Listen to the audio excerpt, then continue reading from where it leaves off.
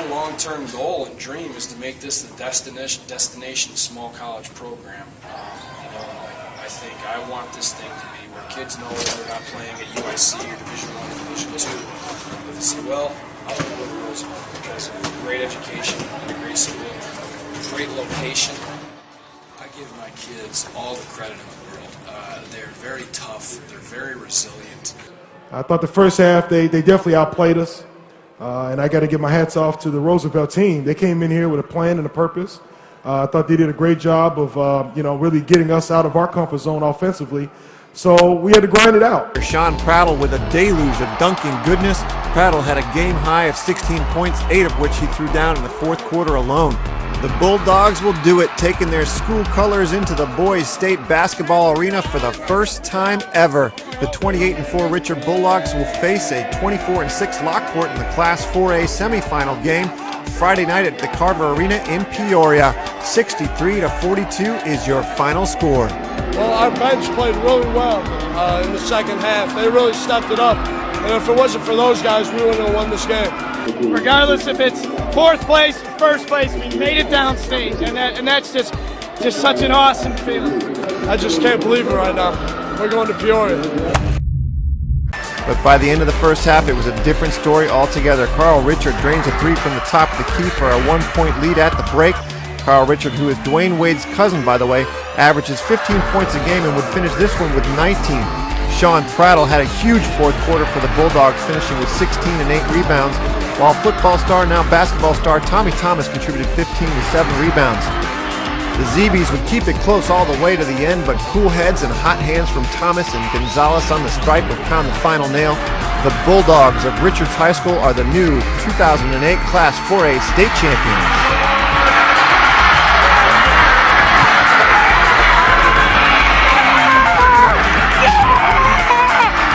It was funny. I said to my assistant coaches when I think we were up by 5, and next thing I know, you're down 1. And I said, those kids, Zion Benton, boy, they make runs and fast. And we had more points on the board at the end. You know, they're not losers by any means. They're winners. They played a great game. We played a great game, and we just are fortunate enough to be the state champs. I came out here and said something to them, but you got to let players go out and do what they're going to do. You can't get in their head too much. You got to let them go and play. They came this far. They know what to do. So I'm proud. I'm proud of my cousin Carl. He really was the leader today, and he did it, man. Back right. Hey, Jonathan Abrams, New York, Kobe. Jonathan Abrams, New York Times. After game 2, you had Tim and Mike Procopio fly out to Boston. How much of a role, even all playoffs, have they played for you? Huge. He was my Jack Bauer. He gave me all the edits, all the history and, scouting reports, and wrote defensive rotations of the Celtics. And I mean, he was my eyes and ears. So when I played the game, I used all of his scouting reports and all of his information. It was a huge help for me. And was that was all postseason? All postseason, particularly this series, because Boston was a huge problem. For me personally, it was a huge problem, and I needed some extra eyes and ears to help me out and help me get through it.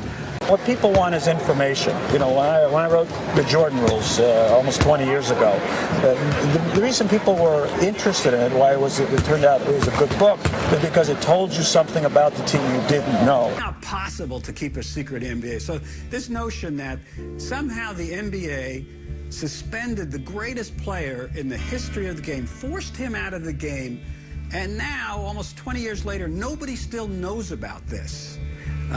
It's just ludicrous. I always tell people, I say, sometimes check the material on David Stern's pants legs around that time if you get an old clip, because you'll see him worn out from when he was down on his knees begging Michael not to leave the NBA. He said stuff like that all the time. He's quitting the team. He's quitting basketball. I mean, who could be? He says, I'm never going to wear a Bulls uniform again. It's a Gowdy Award bestowed for print journalism. This man is a Brooklyn native whose journalism career has spanned more than 25 years. In 1979, he began writing at the Chicago Tribune as a political reporter, of all things, before departing to cover the Chicago Bulls during the dynasty era of Phil Jackson and Michael Jordan. I'd say that's an upgrade. From 1988 to 2008, he never missed an All-Star game or an NBA Finals. In addition to being a well-respected author and frequent contributor on Bulls.com, he has served 4 terms as president of the Basketball Writers Association. And recently, he was honored as the inaugural recipient of the Professional Basketball Writers Association Lifetime Achievement Award. Today, please help me recognize the winner of the 2012 Kurt Gowdy Media Award representing print media, Mr. Sam Smith. Bubble teams, Creighton and Illinois State out of the Missouri Valley. How about Osiris Eldridge? Right there. The offensive rebound for the Redbirds. And then he hits the 3. Check out the mohawk go on Osiris. By the way, Osiris was an Egyptian god of life, death, and fertility. If your name's Osiris and you have a mohawk, you ought to be able to make plays like this. And he does. Look at him. Oh, Osiris. That's impressive. No question. 15 points for Osiris Eldridge, and then Boo Richardson for left him, didn't he? Look at that. He did, and then he dished it to Anthony Slack, who had 20 rebounds to go along with 15 points. Rebels shoot over it and get the 3 as it's inside to Iki and a dunk by John. And now 5 minutes to go in the game. Nick a 3 and it's good! Here we go. He flies across the timeline. He drives. He bumps Cousin. He shoots. He misses. And the rebound, Carmichael. And there's the horn. And we go to an extra period. Moore with it. Nick into Carmichael. And a dunk by Jackie. The right wing. Moves it inside. And a dunk by Iki, who was left alone. This defense. Moves to the left wing. Here's Nick. Pulls up, fires, and gets it. Nick Moore drains a gutty jumper from the left wing.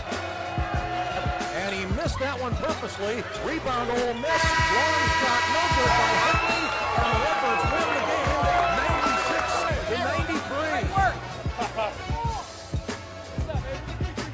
96-93. What a day. I'm a warrior and a member of the team. I serve Oakland University as a nation of fans. I will always place the team first. I will never accept defeat. I will never quit. I persevere and thrive on adversity. My team expects me to be physically harder and mentally stronger than my enemy. If knocked down, I will get up every time. I will draw on every remaining ounce of strength to protect my teammates and accomplish our mission. I am never out of the fight. I'm an Oakland University basketball athlete and I guard the tradition and values those who carry the great for The Oakland Grizzlies have finally pulled off an upset. Number 7 Tennessee goes down tonight, 89-82. For the first time since 2005, they are ready to dance.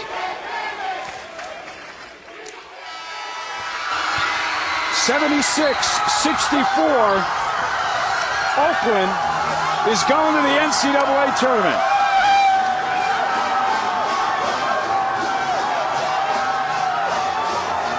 To Keith Benson.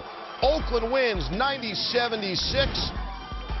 And with it, they secure their 3rd ever NCAA tournament appearance.